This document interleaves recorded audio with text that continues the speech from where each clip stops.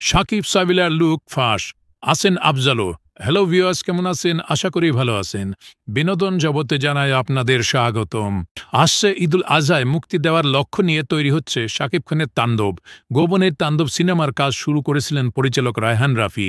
সিনেমার কোনো লুক কিংবা ছবি প্রকাশ যেন না হয় সেজন্য নিয়েছিলেন কড়া নিরাপত্তা ব্যবস্থাও, কিন্তু শেষ রক্ষা হয়নি। এরই মধ্যে শাকিবের লুক ফাঁস হয়ে গেছে। ইতিমধ্যে এই সিনেমায় ৭০% শুটিং সম্পন্ন হয়েছে বলেও নিশ্চিত হওয়া গেছে। জানা গেছে ঢাকার এফডিসির পর রাজশাহীর বিভিন্ন লোকেশনে তাণ্ডব এর শুটিং চলছে। এদিকে কড়া নিরাপত্তার মধ্যেও প্রকাশ হয়েছে সাবিলা নূরের সঙ্গে শাকিবের ভিডিওসহ অনেক এক্সক্লুসিভ তথ্য।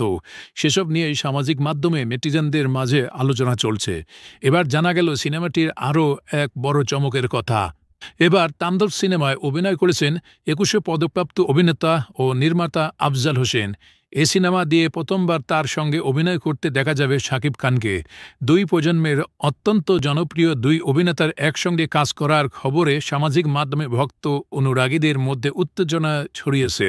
সিনেমাটির সংশ্লিষ্ট একাধিক সূত্রে জানা গেছে, পুলিশের বিশেষ বাহিনী সোয়াত প্রধান হিসাবে অভিনয় করছেন আফজাল হোসেন।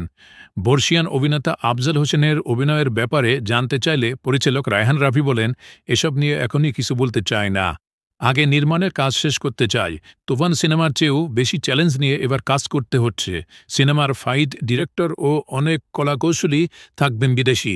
অনেক চমক আছে সিনেমায় বলে জানান এ নির্মাতা।